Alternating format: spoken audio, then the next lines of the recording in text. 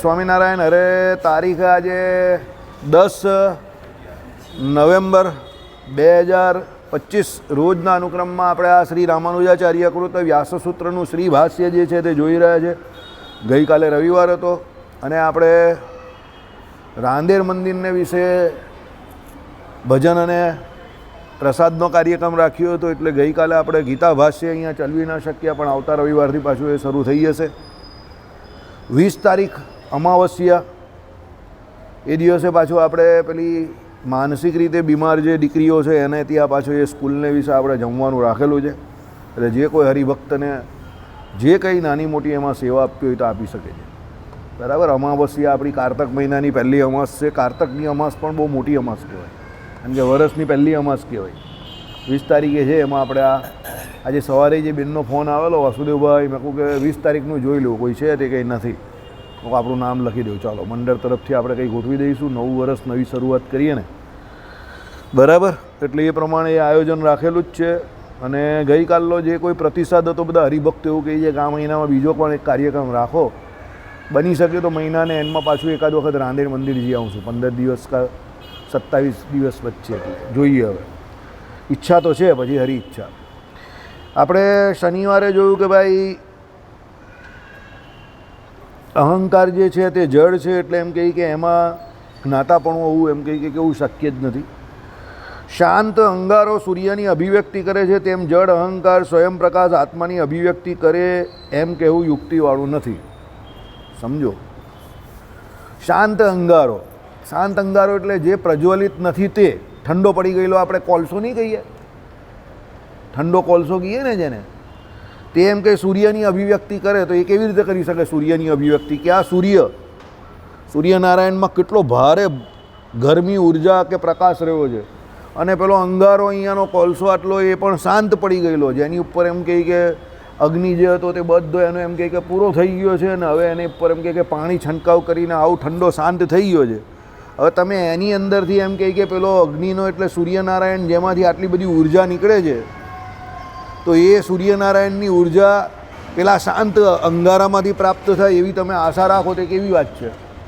ખોટી વાત છે ને. હાવ કેવી રીતે શક્ય બને? બરાબર. કોઈ એકદમ ઠંડો માણસ હોય ને તમે એને એકદમ એમ ભારે એમ કે ઉર્જાવાન કોઈ પરાક્રમવાળું કામ હોય એને સોંપી દો તો કેવી રીતે કરી શકે? ઉર્જાવાન પરાક્રમી વ્યક્તિ હોય એને જ તમે એ પ્રમાણે વાત કરી શકો કે એ કામ એ કરી શકતો હોય, તો એને વિશે જે તમે એવી અભિવ્યક્તિ પણ કરી શકો કે એ કરે, અને એ વ્યક્તિ એ કામ પૂરું કરી પણ શકે, અને તમે આશા પણ રાખી શકો. પણ તમે એકદમ ઠંડા માણસને કહો કે ત્યાં જા અને આમ કરી નાખ તેમ કરી નાખ, તો એ કેવી રીતે કરી શકે? ન કરી શકે. એટલે શાંત અંગારો સૂર્યની અભિવ્યક્તિ કરે છે, તેમ જળ અહંકાર સ્વયં પ્રકાશ આત્માની અભિવ્યક્તિ કરે એમ કેવું યુક્તિવાળું નથી. ડાયો માણસ આવી કોઈ દિવસ વાત કરે જ નહીં કે જળ એવો જે અહંકાર જે છે તે કોની સ્વયં પ્રકાશ એવા આત્માની અભિવ્યક્તિ કરે. અભિવ્યક્તિ કરવી એટલે એમાંથી પ્રકાશ કરવો. બરાબર. કારણ કે જે પદાર્થ જળ છે તે પોતે પોતાની ઓળખાણ નથી આપી શકતો, તો એ સ્વયં પ્રકાશ એવા આત્માની અભિવ્યક્તિ કે એની ઓળખાણ કેવી રીતે આપી શકે? સમજો. તમે દાખલા તરીકે કોઈ કામ કરવા માટે કોઈ એવા વ્યક્તિને નિમો કે એની નિમણૂક કરો કે જે એ કામને વિશે પારંગત હોય, તો કોઈ વાંધો નથી. તમે જાઓ કે ન જાઓ, ડઝન્ટ મેક એની ડિફરન્સ. એનાથી કોઈ ફરક નહીં પડતો, એ તમારું કામ કરી નાખશે. પણ તમે કોઈ કામને વિશે એવા વ્યક્તિને નિમો કે જેને એ કામ વિશે કોઈ માહિતી કે અનુભવ નથી, તો ગેરંટેડ તમારું કામ બગડવાનું જ છે. મારી ઘટના એવી થયેલી એક વખત. હું ડેપ્યુટી કલેક્ટરમાં એક જુનિયર વકીલને લઈ ગયો, કેસ મારો જ હતો. હવે તે દિવસે કંઈ ડેપ્યુટી કલેક્ટરને મેટર ચલાવવાની ઈચ્છા થઈ ગઈ. મને એમ કે તારીખ જ લેવાની જ ને, તો મારા વકીલ હાજર નહીં, તો હું જુનિયર વકીલને લઈ ગયો. હું તારીખ લઈ લેજે ભાઈ, કોટ તો તે પહેરેલો જ છે ને. એ પેલા ડેપ્યુટી કલેક્ટર આવીને કહ્યું કે આજે હું ચલાવવાના મૂળમાં છું, હું ચલાવવાનો છું. તો તારી તો ભલી થાય. હવે 1.5 વર્ષે આપણો કેસ ટેબલ પર આવેલો હોય, આપણે એવું હોય કે ભાઈ ચલાવવાનો તો છે જ, તારીખ આપે એવું ન હોય, અને ચલાવવાની તો આપણી જ ગરજ છે. ત્યારે આપણે એવી ઈચ્છા રાખીએ કે પેલો જે જુનિયર વકીલ છે જેને કંઈ ખબર જ નથી, તો એ કેવી રીતે ચલાવવાનો? એટલે મેં જુનિયર વકીલને કહ્યું, મેં કહું સાહેબ આ મેટર છે આપણી, તમે ચલાવી શકશો? ના, એમ કે હું નહીં ચલાવી શકું. સાહેબની તમારે એમ કંઈ પરમિશન લેવી પડે કે સાહેબને તમારે બોલાવવા પડશે. પછી મેં સાહેબને ફોન કર્યો, સાહેબ કે હું આવી શકું એવું નથી. તો મેં કહું હવે કરવું શું? તો પાછા પ્યુનને પૂછ્યું તે કે સાહેબ તો એ ચલાવવાના મૂળમાં એટલે તમારી નહીં 25-50 મેટર ચલવી નાખશે. સાહેબનું આવવું જોઈએ, આવે ત્યારે ચલવી નાખે એમ. હું ફસાયા તો જોરદાર. કંઈ નહીં, પછી મેં કહું હરીઓ મરી કરો. હું ને ગોપાલભાઈ બહાર એની બેન્ચ ઉપર બેઠેલા હતા. છોકરાની એમ મેં કહું આપણે ટાઈમ તો લાગશે ને કે તમારો નંબર છે એટલે તમને બપોર પછી નંબર લાગશે તમારો, લગભગ 12:30 1 પછી 2-2:30 વાગ્યા પછી પણ લાગે કદાચ. મને લાગશે ખરો નંબર 100%. એટલે અમે બે ભાઈ અમારે આપણી જ મેટર જે હતી તે લઈને બેઠા અભ્યાસ કરવા માટે. મેં કહું વાંચીએ તો ખરા, વાંચી તો ફાયદામાં રહ્યા. ચલવી પેલા અને જુનિયર વકીલને તો ખંખેરી જ નાખ્યો કે તમે જુનિયર બનીને આવો કેવી રીતે, એમ કે અહીંયા તારીખ લેવા માટે આવો કેવી રીતે? તમને કંઈક તો અસીલની ખબર હોવી જોઈએ ને, કે મેટરની ખબર હોવી જોઈએ ને. પણ નસીબ કેવું કે સામે પક્ષે પણ એવી હાલત, મારો જે પ્રતિપક્ષી હતો ને એનો પણ વકીલ હાજર નહીં. તો એનો પણ જુનિયર તારીખ લેવા જવાનો, પણ પેલો ના જ પાડે હું તારીખ આપવાનો જ નથી આજે, મારે ચલાવવું છે બસ. હું સાહેબ ચલવી નાખો, તમારે જે પૂછવું તે પૂછો. તે કે તું શું કરવાનું? હું સાહેબ હું જે કમ્પ્લેનર છે ને એનો છોકરો છું. એવું છે એમ કે તને શું ખબર આ કેસ છે? કે હું સાહેબ તમારે જે પૂછવું હોય તો પૂછો ને, આ ફાઇલ મારી અહીંયા છે, 1000 પાનાની ફાઇલ છે. મેં જોઈ લો, તમે માહિતી મને બધી છે, તમે પૂછો જે પૂછવું હોય તે. બરાબર ને હું આ ફાઇલ મૂકું છું, તમને શબ્દમાં કંઈ ફરક લાગે કે હું જુઠ્ઠું બોલે એવું લાગે તો ફાઇલ તો તમારી પાસે જ રહેવાની જ ને, મારી પાસે થોડી છે. મારી પાસે મારી કોપી છે, તમારી પાસે તમે જે જ્યારે કેસ સ્યુટ દાખલ કરેલો હોય ત્યારે કોર્ટમાં એક કોપી તો રહેતી જ હોય ને. બસ તેણે જોઈ લીધું બરાબર, હું ફાવી ગયો એ દિવસે. સામેવાળો વકીલ હાજર જ નહીં, મેં મારો પક્ષ રજૂ કરી દીધો. પેલા એ રાજા વાજાને વાંદરા એ તો કેવા હોય એટલે એણે પેલાનું સ્ટેજ જ રદ બાતલ કરી નાખ્યું. આર્ગ્યુમેન્ટ કરવાનું, મૌખિક દલીલ કરવાનું સ્ટેજ કેન્સલ, જાઓ.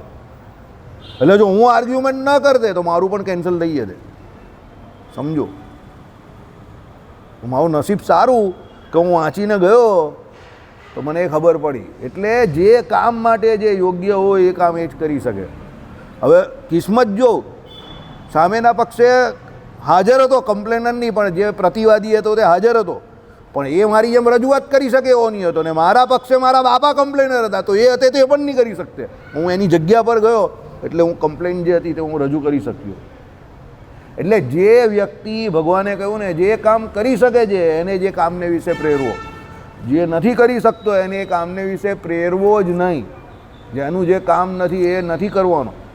બોલવું બહુ સરળ છે કે તો બધા કામ કરી શકાય, આમ તેમ બધા કામ બધા નહીં કરી શકે. દરેક કામ દરેક વ્યક્તિ નથી કરી શકતો હોય. દરેક કામના તમને અનુભવ જોઈએ, અને અનુભવ કરતાં વધારે આત્મવિશ્વાસ જોઈએ કે હું કરી શકીશ. એ આત્મવિશ્વાસ તમારું ઘણી વખત કામ કરી નાખતું હોય. અને માહિતગાર રહેવું પડે. તમે જે મુદ્દા પર કે જે ટૉપિક ઉપર જ્યાં જાઓ ત્યાં તમને એ માહિતી એ વિષયની માહિતી હોવી બહુ જરૂરી છે. સમજો, તમે માહિતગાર હોવ તો તમારું કામ થઈ જાય, માહિતગાર ન હોવ તો ન થાય. એટલે અહીંયા કહ્યું છે કે શાંત અંગારો જે છે તે કોઈ દિવસ સૂર્યની જગ્યા ના લઈ શકે, એની અભિવ્યક્તિ ના કરી શકે. સર્વે પદાર્થોની સિદ્ધિ સ્વયં પ્રકાશ અનુભવના આધીન છે. કોઈ પણ પદાર્થને તમારે સિદ્ધ કરવો હોય કે આ પદાર્થ એ છે તો એનો સ્વયં પ્રકાશ જે છે એ પોતે સ્વયં પ્રકાશ હોય તો એના અનુભવને સ્વયં પ્રકાશ અનુભવના આધીન છે. અનુભવને અધીન જેનો પ્રકાશ છે એવો જે જળ અહંકાર તે ઉદયાસ્ત રહિત એટલે નિત્ય પ્રકાશવાળા. ઉદયાસ્ત રહિત એટલે કેવો? ઉદય અને અસ્ત રહિત. બરાબર, ઉદયાસ્ત રહિત એટલે ઉદય અને અસ્ત રહિત, નિત્ય પ્રકાશવાળા અને સર્વ પદાર્થની સિદ્ધિમાં કારણભૂત એવા અનુભવની અભિવ્યક્તિ એટલે પ્રકાશ કરે છે. સમજો, અભિવ્યક્તિ કોણ કરી શકે? જે સ્વયં પ્રકાશ હોય, જે પોતે પોતાની અભિવ્યક્તિ કરી શકતો હોય એ બીજાની અભિવ્યક્તિ કરી શકે. જે પોતે પોતાની જ અભિવ્યક્તિ નહીં કરી શકતો, જળ પદાર્થ પોતે પોતાને જેને હું પણ નથી એ પોતે પોતાને અભિવ્યક્ત નહીં કરી શકતો કે હું કોણ છું, કે હું આ વ્યક્તિ છું, કે હું તેમ છું, કે ફલાણું છું. એમ જળ પદાર્થ આ પથ્થર બહુ સરસ હોય તો એ પથ્થર પોતાની અભિવ્યક્તિ થોડું કરી શકે કે હું આવો પથ્થર છું, કે તેવો છું, કે ફલાણું છે, કે ઢીમકું છે, મારીમાં આ વિશેષ લક્ષણો છે, ઠંડીમાં હું ઠંડો થઈ જાઉં છું, ગરમીમાં હું ગરમ થઈ જાઉં છું. એવું એ કંઈ પોતે પોતાની જાતને થોડું કંઈ અભિવ્યક્ત કરી શકે છે. પથ્થર હોય કે કોઈ પણ જળ પદાર્થ, તો જળ પદાર્થ પોતે પોતાની અભિવ્યક્તિ નથી કરી શકતું. તો અભિવ્યક્ત પોતે પોતાને કોણ કરી શકે? તો જે ચેતન પદાર્થ છે, જે પોતે સ્વયં પ્રકાશ છે, એટલે જેને પોતાના સ્વરૂપનું જ્ઞાન પોતે છે. સ્વયં પ્રકાશનો અર્થ કંઈ નથી, પોતે પોતાને ઓળખવું, પોતાના સ્વરૂપનું જ્ઞાન પોતે હોવું. સમજો. હવે પોતાનું સ્વરૂપ શું છે? તો ચેતન છે. તો એ ચૈતન્ય જે છે, એ ચેતન નામનો જે ગુણ જે છે, ચેતનત્વ નામનો, એ ગુણને કારણે એ જે સ્વયં પ્રકાશતા એની જે કહી એને કારણે એ પોતે પોતાને પ્રકાશે છે. એટલે એ પોતે પોતાને પ્રકાશે અને એને આધીન બીજા જે કોઈ જળ પદાર્થ છે તે એને આધીન છે. આપણા શરીર અને આપણા આત્માની જેમ આપણે પોતે જે છે તે આપણા શરીરની અભિવ્યક્તિ થાય છે. સમજો, અભિવ્યક્તિ શરીરની થાય છે, પણ કોના દ્વારા થાય છે? અંદર ચેતન એવો આત્મા છે એના દ્વારા થાય છે. એટલે જળ પદાર્થ દ્વારા ચેતનની નહીં, પણ ચેતન પદાર્થ દ્વારા જળની અભિવ્યક્તિ થાય છે. એ તો આપણા સંસારમાં આપણે વ્યવહાર ખોટો ચાલે છે આખો. સંસારમાં આપણા શરીર દ્વારા આપણી અભિવ્યક્તિ થતી હોય એવું લાગે આપણે. સમજો, કારણ કે લોકો શરીરને ઓળખે છે ને, અંદર આત્મા તો કોણ ઓળખે છે? પણ એકચ્યુઅલી આપણા આત્મા દ્વારા આપણા શરીરની અભિવ્યક્તિ થાય છે. મૃત વ્યક્તિની થોડી અભિવ્યક્તિ એ પોતે પોતાની કરી શકે છે, કારણ કે એનો આત્મા તો અંદરથી નીકળી ગયો છે. બાકી તો બધું અંદર હોય જ છે, શરીર તો આખું હોય.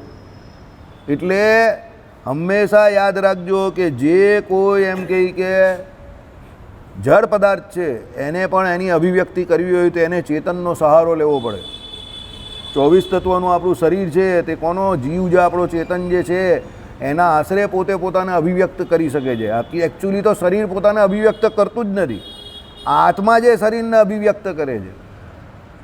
સમજો, પણ અજ્ઞાને કરીને એ શરીરની ઉપલબ્ધિને પોતાની ઉપલબ્ધિ ગણાવે છે કે મનાવે છે જબરજસ્તી. બાકી એ એની કોઈ ઉપલબ્ધિ નથી, એ તો સંયોગ કરેલો છે. એના પૂર્વના કર્મને અનુસારે ભગવાને એને સંયોગ આપેલો છે આ શરીરનો.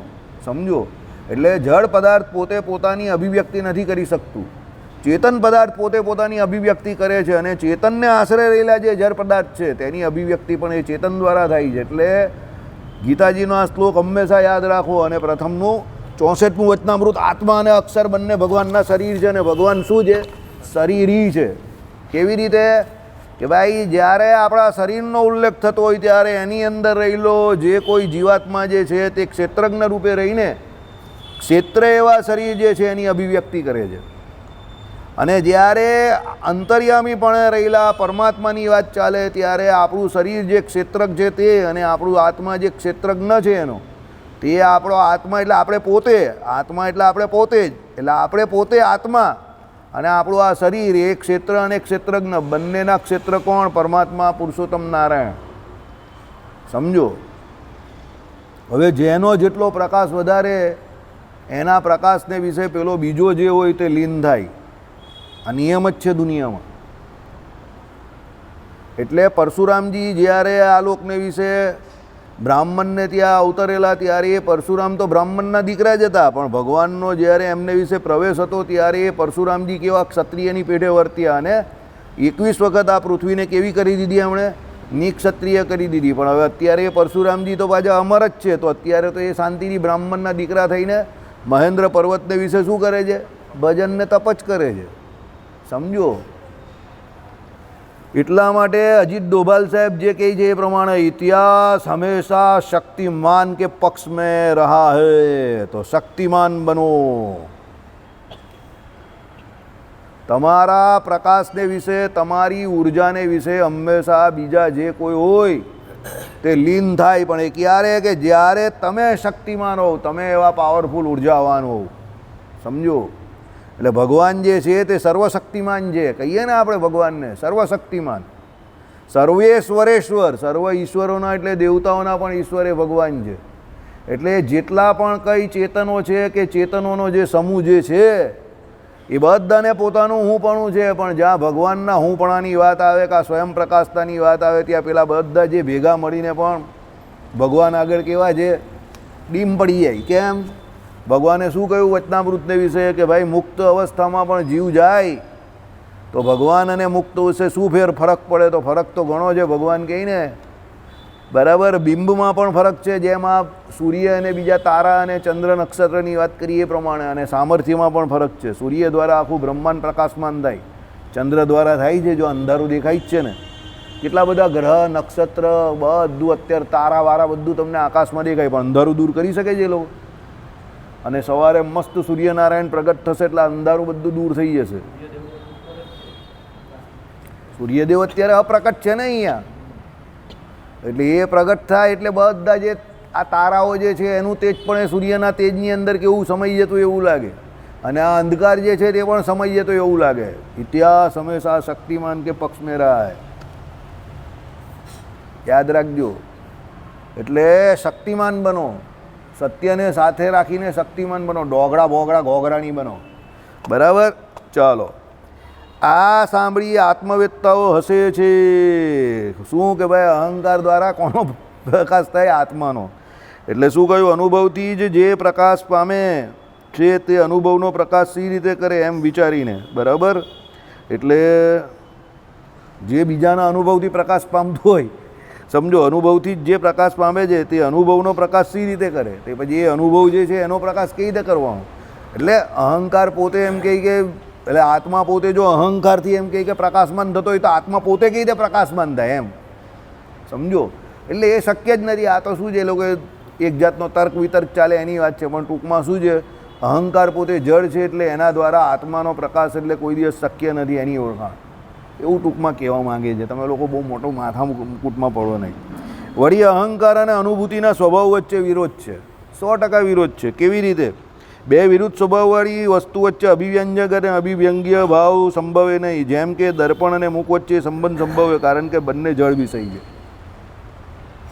બે વિરુદ્ધ સ્વભાવવાળા હોય, બે ચેતન વચ્ચે સંભવે કે બે જળ વચ્ચે સંભવે? દાખલા તરીકે દર્પણ અને શું કહ્યું બીજું આપણું મુખ. બરાબર? તો એ બંને વચ્ચે અભિવ્યંજક કે અભિવ્યંગ્ય ભાવ સંભવે. કેવી રીતે સંભવે છે? કારણ કે પેલાની અંદર પેલું દેખાય જ કેમ છે? કારણ કે મોડું જે છે તે અને પેલું તે આ ફેઝ જે છે તે કેવો છે? અહીંયા જળ પદાર્થ તરીકે વાત કરેલી છે, જળ વિષય છે એમ. એટલે હવે આપણે તો ચેતન છે, પણ પેલું મોડું તો, એટલે અહીંયા તમે એમ કહી શકો કે દર્પણની અંદર જે જે વસ્તુ દેખાય છે તે એટલા માટે કે બંનેનો સ્વભાવ સેમ છે. સ્વભાવ સેમ ના હોય તો ન થાય.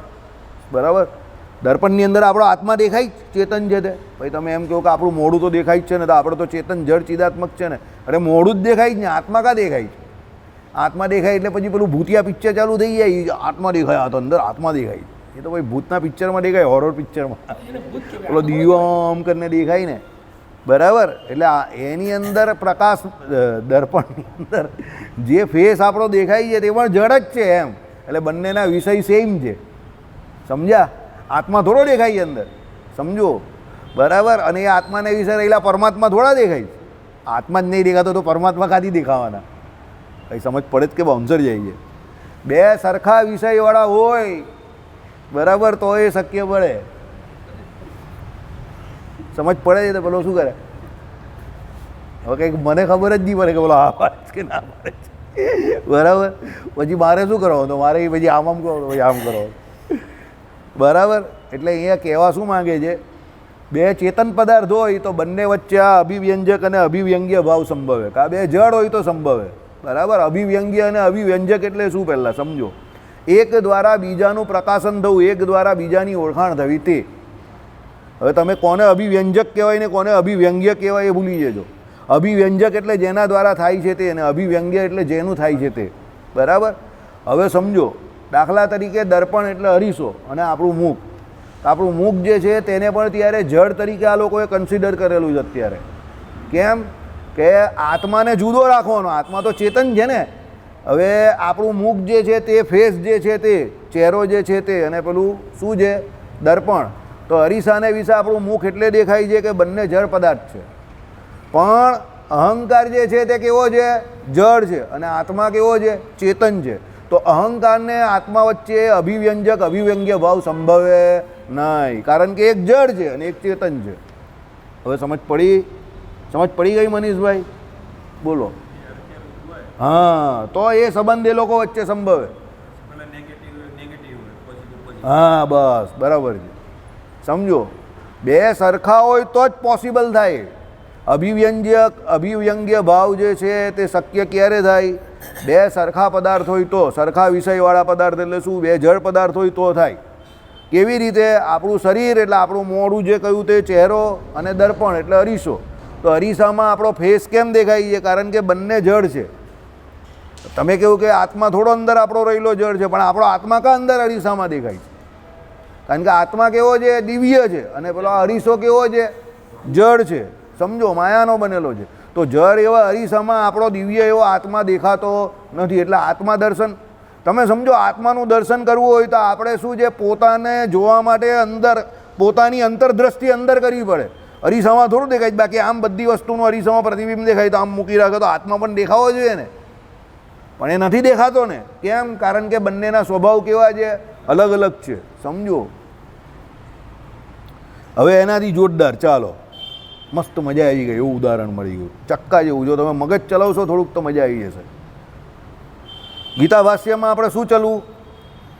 આત્મ સાક્ષાત્કારી કોણ કે સ્થિત પ્રજ્ઞ કોણ બને છે? જે ભગવાનની ઉપાસના કરે, ધ્યાન ભજન કરે. તો તમે ભગવાનની ઉપાસના, ધ્યાન ભજન કરો ને ભગવાનની મૂર્તિના જ્યારે ધ્યાન કરો, અને જ્યારે પણ તમને ભગવાનની મૂર્તિના દર્શન થાય ત્યારે ભગવાનની મૂર્તિના દર્શન ભેળા તમને કોના દર્શન થાય? તમારા દર્શન થાય. બરાબર? તો તમારા દર્શન તમને જે થયા, તો ભગવાનની મૂર્તિના દર્શન ભેળા તમને તમારા દર્શન થયા. તેવું કેમ શક્ય બન્યું? બંને ચેતન વિષય છે એટલે શક્ય બન્યું. મજા આવી ગઈ ને? લોજિક સમજ પડી જાય તો ટ્યુબલાઇટ થાય. લોજિકની સમજ પડે તો ટ્યુબલાઇટ થાય નહીં. મેં તમને શું કહ્યું? વિષયો બધા આવી રીતે છે શાસ્ત્રોમાં. સમજો. પછી તમને જેમ જેમ સમજ પડતા જાય ને તેમ અંદર ગોઠવાતા જાય, ચેનલાઇઝ થાય. બાકી વિષયો બધા આમ મૂકેલા જ છે બધે. એને ચેનલાઇઝ કરવાના છે. એ ભગવાન જ ચેનલાઇઝ કરે, આપણાથી ન થાય. મને પણ અહીંયા અત્યારે આ વાંચ્યું ત્યારે આ ખબર પડી. અને આ તમને જે ઉદાહરણ કહ્યું તે તો પેલા ગીતા ભાષ્ય પરથી હમણાં વાંચેલું, એટલે મને હમણાં ચેનલાઇઝ થયું. એ વિષયો બધા આમ છે, આ બધા માહિતી આમ છે. સમજો. પણ એને ચેનલાઇઝ કરવા માટે આપણે અહીંયા સત્સંગમાં બેસીએ છીએ કે એને કેવી રીતે ગોઠવવું, કે એ ગોઠવાય કેવી રીતે. આના માટે પરમાત્માની કૃપા જોઈએ. બસ ભગવાનની કૃપા હોય તો જ એ થાય. એટલે ભગવાન પાસે હંમેશા ભગવાનના સ્વરૂપનું જ્ઞાન માંગવું, સત્સંગ માંગવો, એવું જ માંગવું. રૂપિયા, પૈસા, ધન, દોલત, યશ, કીર્તિ, પ્રતિષ્ઠા, નામ, આ તે ગૌણ વસ્તુ છે. એ તો બધું આપણે બહુ કરીને આવેલા છે. એટલે એના બદલામાં આપણે આ ફળ સત્સંગ મળેલો છે. એટલે માંગવો સત્સંગ. સમજજો, એમાં જ તમને આ બધું ખબર પડે વોટ ઇઝ રિયાલિટી. બાકી માહિતી દુનિયામાં ગૂગલ બાબા પાસે બહુ છે, પણ તમને ટેકનિકલી જે બેસવી જોઈએ એ બેસે નહીં. એટલે આમાં જે કહ્યું એ પ્રમાણે અભિવ્યંજક અને અભિવ્યંગ્ય ભાવ જે છે તે આ પ્રમાણે સિદ્ધ થાય કે બે ચેતન વચ્ચે કેવી રીતે? પરમાત્મા ચેતન છે, પરમ ચેતન છે. પરમાત્માનું સ્વયં પ્રકાશપણું અને જીવાત્માનું સ્વયં પ્રકાશપણું, એમાં અલ્પ અને મહત જેટલો કેટલો મોટો ફરક છે.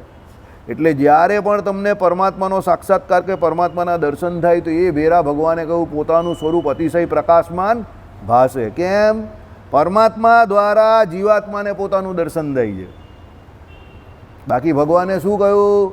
1000 વર્ષ સુધી, 100 વર્ષ સુધી, કરોડ વર્ષ સુધી પણ આકાશને ચાટે તો કોઈ પ્રકારનો સ્વાદ આવતો નથી. એમ પોતાના આત્માનું નિરાકાર ધ્યાન કર્યા કરે તો એ 100 વર્ષ, 1000 વર્ષ સુધી બેસે તો પણ એને આત્મદર્શન થવાનું નથી. નિર્બીજ સાંખ્ય અને નિર્બીજ યોગવાળા પુસ્તકમાં તો ઘણા જોયા છે, પરંતુ અમે અનુભવમાં એક પણ દીઠો નથી. સમજી ગયા? ગેડ બેસી ગઈ. હવે આમાં શું કહેવા માંગે છે? તે આવું કહેવા માંગે છે કે જળ એવા અહંકારને વિશે આત્માની પ્રતીતિ કોઈ દિવસ થતી નથી, કે આત્માની આઈડેન્ટિટી કે ઓળખાણ થતી નથી. કેમ?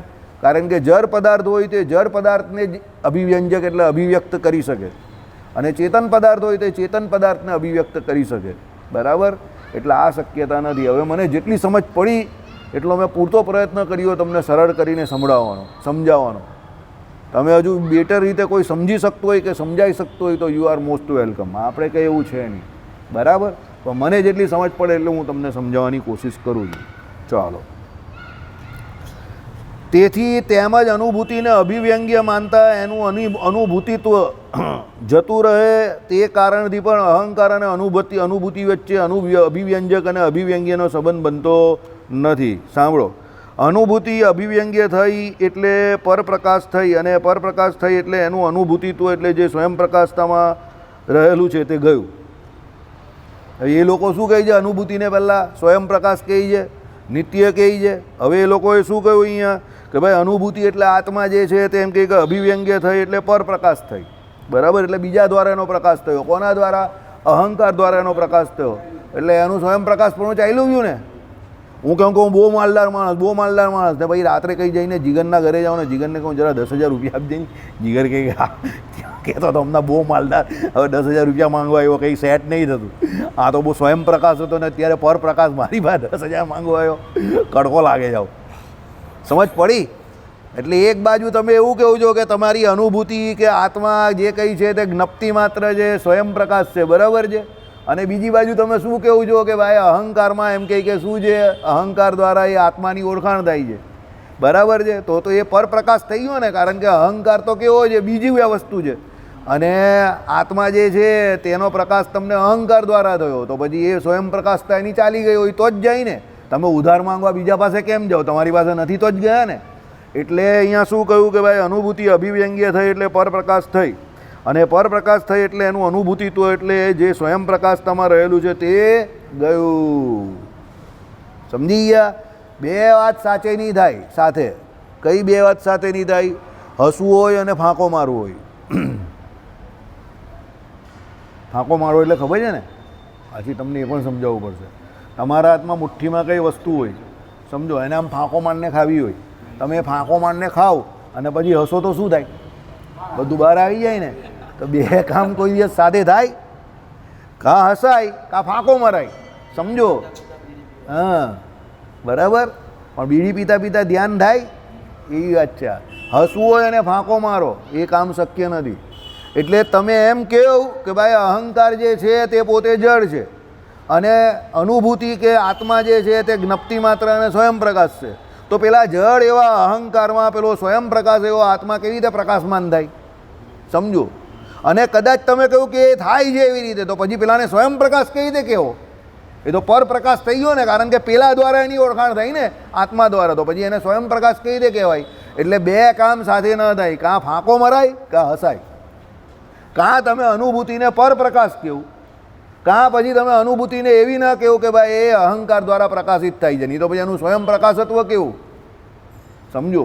દાખલા તરીકે હું અહીંયા આવીને એમ કહું કે મને આ બધું આવડે છે, અને પછી હું મને નહીં આવડે ને હું ગોપાલભાઈને પૂછું, તમે કહે યાર તને આને બધું આવડે, તો વાત આને પૂછે તો આને કાથી આવડે છે, બરાબર. પણ બધાના પોતપોતાના વિષય હોય ને. ઘરમાં એવા અમારા ઘણા વિષય એવો હોય કે મારે એને પૂછવું પડે, અને બીજા એવા તો ઘણા વિષયો હોય કે અમારે બંને પેલા ત્રીજાને પૂછવું પડે, સમજો, બરાબર. કોમર્શિયલ સબ્જેક્ટ હોય તો અમારે નિલેશને જ પૂછવું પડે, કારણ કે અમારા બંને કરતાં વ્યવહારુ માણસ છે, બરાબર. અમને બંનેને તો એ બરફા જ કહી કે તમે બંને જંગલમાં રહેવાને લાયક માણસ છો. તો એકચ્યુઅલી તો એવું જ છે, પણ હવે શું કરીએ, જંગલવાળા દરવાજો નહીં ખોલતા એમાં અમારો કોઈ વાંક નથી, બરાબર. જંગલના દરવાજા ખુલી જશે તો ચાલ્યા જઈશું કોઈ દિવસ. એટલે અમને કહી કે તમે લોકો ભણેલા ગણેલા અભણ છો, બરફા છો. અમે લોકો હા જ પાડીએ, અમે બંને હા પાડીએ અને હસીએ પાછા. Very good, thank you. અમને તમારી એમ ખોટું નહીં લાગે, કારણ કે જો કોઈ આપણે બરફો કહેતો હોય ને આપણા બે કામ કરતો હોય તો બરફા બનવામાં કાં વાંધો છે? પણ તમને લોકોને કહી તો ખોટું લાગી જાય. મને વાસળીઓ વાયા બરફો કીધો, ગગો કીધો, એમાં હું બધી આપણે કંઈ ખબર હોય એવું કે અહીંયા આપણે કંઈ માથા ઉપર કંઈ લખી આપેલું છે કે બધી જ આપણે ખબર હોય? આપણે કંઈ ચેમ્પિયન ઓફ ચેમ્પિયન દોડા છે કંઈ? ન ખબર હોય એવું પણ બને ને. આપણે તો ન ખબર હોય તો બીજાને પૂછી લેવાનું. એમાં એટલા બધા કંઈ શરમાવાની કાંઈ જરૂર છે, સમજો, બરાબર. ન ખબર હતી તો પૂછી લીધી, એમાં કાં કંઈ વાંધો છે? આપણો પ્રોબ્લેમ શું છે? આપણે એવું દેખાવો કરવો છે કે મને બધું જ આવડે છે આખા ગામમાં, અને લોકો આપણે એવી તો ઓળખે કે હું બહુ ઓલરાઉન્ડર છું, મને બધું જ આવડે છે. અરે ભાઈ, એવું શક્ય જ નથી આ દુનિયામાં. નારાયણ સિવાય બીજા કોઈને કે જેને બધા વિષયનું જ્ઞાન હોય. આપણે તો જે વિષય આપણા ક્ષેત્રમાં, કાર્યક્ષેત્રમાં આવ્યો હોય, જેનો અનુભવ હોય, એનું જ જ્ઞાન હોય.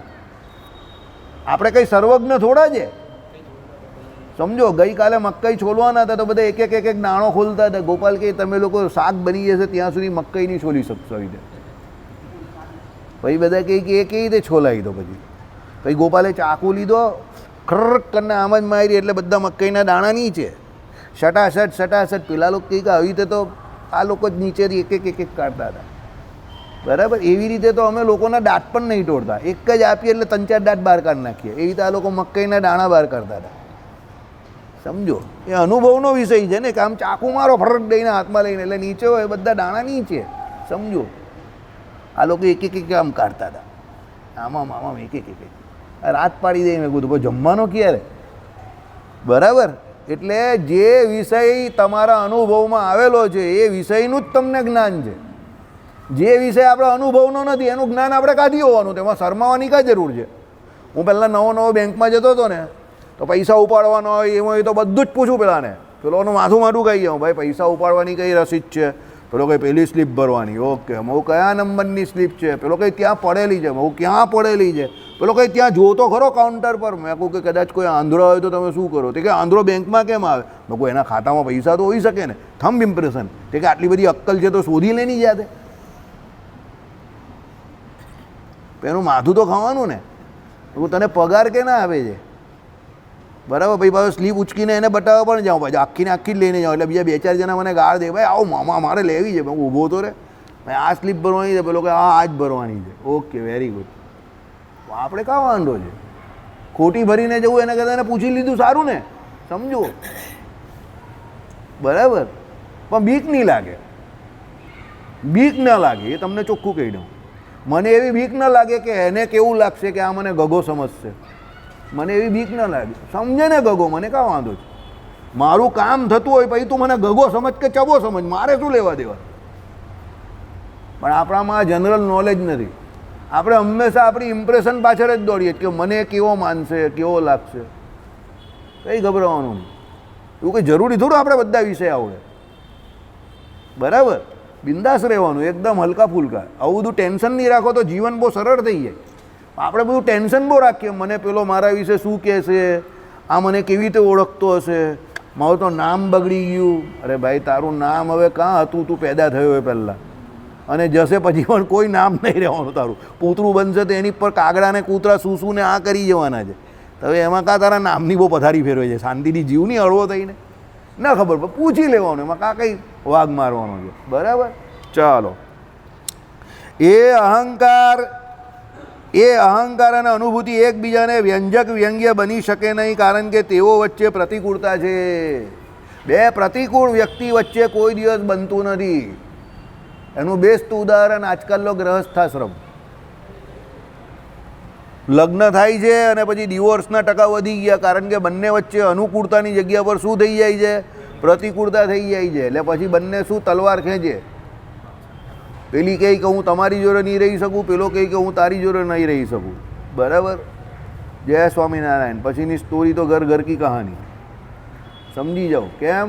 પ્રતિકૂળ વાતાવરણ વચ્ચે કોઈ દિવસ વિકાસની વાત થાય નહીં, વિકાસ ન થાય. અનુકૂળ વાતાવરણમાં જ વિકાસ થાય, શારીરિક માનસિક બધો. એટલે સમજવાનું શું છે? બંને પ્રતિકૂળ છે એકબીજાના સ્વભાવથી, અહંકાર અને અનુભૂતિ. એટલે આત્મા જે કંઈ છે તે. કેમ? એક ચેતન છે ને એક જળ છે. તો એ બંને વચ્ચે આ શક્યતા છે નહીં. આત્મા અનુભૂતિને વ્યંગ્ય માનતા એનું અનુભૂતિત્વ જ જતી રહે ઘટની પેઠે. તમે આત્મા જે છે અનુભૂતિને વ્યંગ્ય માનતા એનું અનુભૂતિત્વ જ જતું રહે ઘટની પેઠે. ઘટ એટલે જળ પદાર્થની પેઠે. તમે એના વિશે એમ માનો કે ભાઈ અનુભૂતિને વ્યંગ્ય માનતા એટલે એમ કે વ્યંગ્ય એટલે પેલા દ્વારા એ અભિવ્યંજક થાય, એટલે અભિવ્યંગ્ય ને અભિવ્યંજક કોના દ્વારા થાય? અહંકાર દ્વારા. તો એ જળ પદાર્થમાં આવી જાય ઘટની માફક. એટલે કારણ કે જળ દ્વારા જ જળનો વિષય થાય ને, પ્રકાશ. જળ વિષય દ્વારા જળ પદાર્થ પ્રકાશમાન થાય અને ચેતન વિષય દ્વારા ચેતન થાય. ચેતનનું ઉદાહરણ અહીંયા આપ્યું નથી, તે આપણે ગીતાજીના ઉદાહરણથી હમણાં વાત કરીએ પ્રમાણે. અને જળ દ્વારા જળ એ કહ્યું દર્પણને વિશે આપણો ચહેરો કે કોઈ પણ પ્રાણી કે બીજું કંઈ પણ દેખાય તે. તો એ અરીસામાં જે કંઈ દેખાય છે સમજો તે કોને અભિવ્યક્ત કરે છે? જે સામે ઊભેલા વ્યક્તિને. તો એ પણ જળ જ છે. ચેતન એવા આત્માને અરીસો કોઈ દિવસ અભિવ્યક્ત કરી શકતો નથી. કે અંદર પરમાત્મા આપણા રહ્યા, એને પણ અરીસામાં કોઈ દિવસ આપણો આત્મા કે પરમાત્મા થોડા દેખાય છે? આપણે આપણો ચહેરો જ દેખાય જ ને.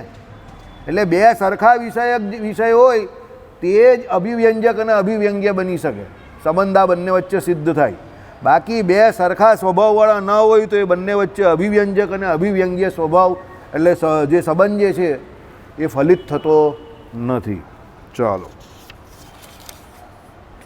તમે કહેશો કે જેમ સૂર્યના કિરણોથી હથેળી અભિવ્યંગ્ય છે અને એ હથેળીની કિરણો અભિવ્યંગ્ય છે, એમ સંહિત થકી અહંકાર અભિવ્યંગ્ય છે. પાછો નવું ઉદાહરણ આપ્યું આણે. સમય ઓછો છે, ચાલશે ખરું? જેટલું થાય એટલું કરીએ. 2 મિનિટ તો છે ને કે થઈ ને? હે થઈ ગઈ. ચાલો. શ્રીપતિમ શ્રીધરમ સર્વદેવેશ્વરમ ભક્તિ ધર્માત્મજમ વાસુદેવ મરે માન. કારણ કે હવે આખું એનું ઉદાહરણ સૂર્યનું ને એનું જ નવું મજા આવતી હતી પણ